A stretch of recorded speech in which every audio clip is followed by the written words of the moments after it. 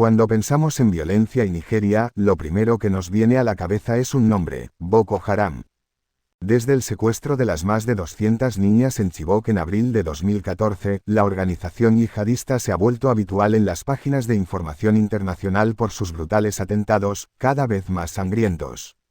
Sin embargo, la violencia en Nigeria no se limita a la organización de Abubakar Shekau, sino que engloba a numerosos grupos en distintas partes del país.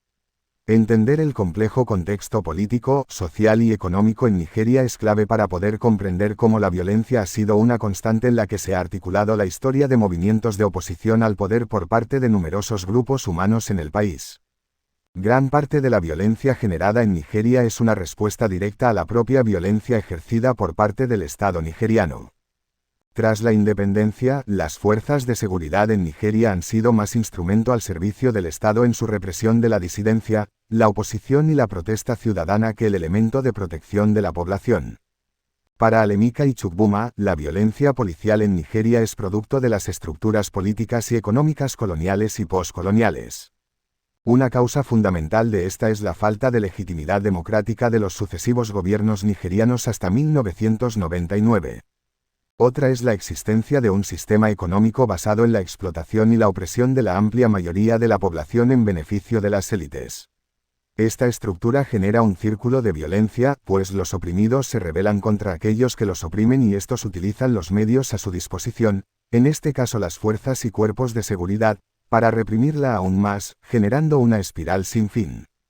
Esta situación no cambió con la llegada de la democracia en 1999. Pese al cambio de régimen político, los verdaderos factores de la violencia siguen presentes en la sociedad nigeriana. Muestra de ello son los diversos casos de rebeliones, separatismos étnicos, y otro tipo de manifestaciones violentas que van más allá del régimen político y que ponen en cuestión la construcción nacional del Estado nigeriano, su reparto del poder, la verdadera participación de los distintos grupos en el mismo y la estructura económica existente, el cual sigue propiciando que más de un 70% de la población viva en la pobreza pese al fulgurante crecimiento económico del país. Las fuerzas de seguridad han jugado un papel fundamental en el mantenimiento de este orden de cosas. 40 años de gobierno militar han impedido una verdadera penetración democrática en las fuerzas de seguridad, que siguen percibiéndose a sí mismas y son utilizadas para un mantenimiento del status quo. De hecho, es innegable su contribución a la radicalización violenta en grupos como Boko Haram, cuyo paso hacia la lucha armada contra el Estado resulta directamente motivado por la política de represión llevada a cabo contra la organización en 2010, con el asesinato de numerosos miembros y simpatizantes de la misma y la muerte bajo custodia policial de su líder espiritual, Mohammed Yusuf. Desde mayo de 2011, las fuerzas de seguridad del Estado han causado 6.116 víctimas mortales, la mayoría de ellas civiles, y si atendemos al indicador que refleja el número de víctimas producidas en choques entre estas fuerzas de seguridad y los islamistas, la cifra asciende a 12.651. Esta política no solo se ha mantenido tras la llegada de Buhari, sino que hemos conocido que la ayuda militar otorgada por algunos países como Reino Unido para luchar contra Boko Haram, está siendo desviada a la lucha contra los opositores de los presidentes. A comienzos de la década del 2000, varios grupos armados emergieron en el sur de Nigeria, en la región del delta del Níger. El paso a la lucha armada se fundamentaba en una amalgama de reclamaciones a nivel local relacionadas con la contaminación medioambiental por parte de la industria petrolífera, la desigual distribución de los ingresos procedentes de los recursos energéticos de la región, la falta de infraestructuras, la extendida pobreza, el elevado desempleo, especialmente entre los jóvenes, y la marginación de la política nacional. El Niger Delta People's Volunteer Force, NDPVF, Níger Delta Vigilante y el Movimiento por la Emancipación del Delta del Níger, MEND, son los tres grupos SOS y la vida cotidiana de los ciudadanos. En un principio, la amnistía tuvo éxito en desarmar a los militantes y frenar la violencia, así como posibilitó la recuperación de la producción energética a niveles preinsurgencia.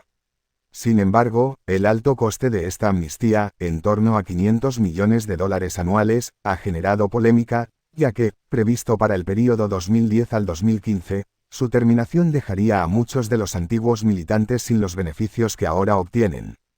El triunfo en las últimas elecciones presidenciales de Muhammad Buhari en 2015 despertó recelos e, incluso, amenazas del retorno a la violencia en los militantes del Delta.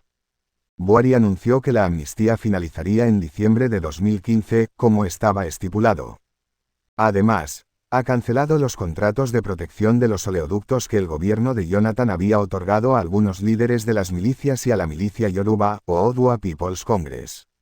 Si a esto sumamos que los intentos por mejorar la situación medioambiental han sido un fracaso y que la pobreza y el desempleo persisten, el retorno a las armas de las milicias del delta del Níger ha sido un regreso más que anunciado.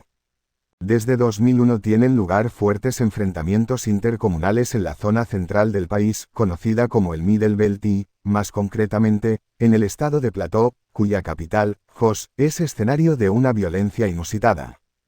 La razón del conflicto es el derecho a la indigenidad que reclaman los Barom, Anaguta, Afisere y los migrantes de la etnia Hausa Fulani.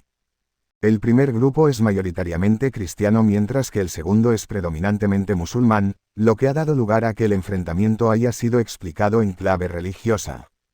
Nada más lejos de la realidad, pues las causas responden al acceso al poder y recursos que otorgan el estatuto de indigenidad, pero la incorporación del enfrentamiento religioso permite a distintos actores instrumentalizar el conflicto de forma acorde a sus intereses para no abordar la raíz del problema, que es el propio concepto de indigenidad. El principio de la indigenidad está basado en que los grupos considerados locales controlan el poder y los recursos en los estados o áreas gubernamentales locales, LGA, por sus siglas en inglés, mientras que aquellos que han migrado por diferentes razones son excluidos. La indigenidad recibió consideración legal con la independencia en 1960 para proteger a las minorías étnicas de verse subsumidas por los grupos étnicos mayoritarios y así preservar su cultura e identidad política así como sus instituciones de gobernanza tradicionales. Con el retorno de la democracia en 1999 este principio no ha sido abolido en favor de una nacionalidad nigeriana que englobe a todos los grupos étnicos, con lo cual las nociones de etnicidad y antigüedad poseen que mayor fuerza que la de ciudadanía. Este constante enfrentamiento por el acceso a los derechos que otorga la ciudadanía ha ido alimentando un conflicto en el que la adscripción religiosa ha ido adquiriendo mayor importancia, pero no ha llegado a ser el elemento predominante. Los estallidos más importantes de este enfrentamiento han tenido lugar en 2001, 2004, 2008 y 2010.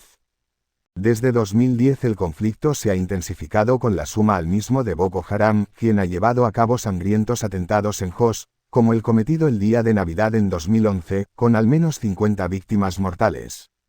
Es por ello que, como señala Quagga, aunque la violencia a gran escala siempre ha ocurrido periódicamente durante la década de los 2000, en los últimos años los ataques se han vuelto más frecuentes, extendidos y eficientes. Desafortunadamente, los niveles de violencia no tienen nada que envidiar a los ataques del grupo islamista. A modo de ejemplo, en marzo de 2010, en un solo ataque murieron entre 300 y 500 personas.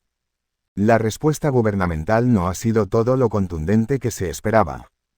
En parte se puede explicar por el hecho de que muchos de los gobernantes de estas regiones se han posicionado desde el principio a favor del bando indígena, con lo cual su voluntad para resolver el conflicto se ve mermada debido a la falta de imparcialidad.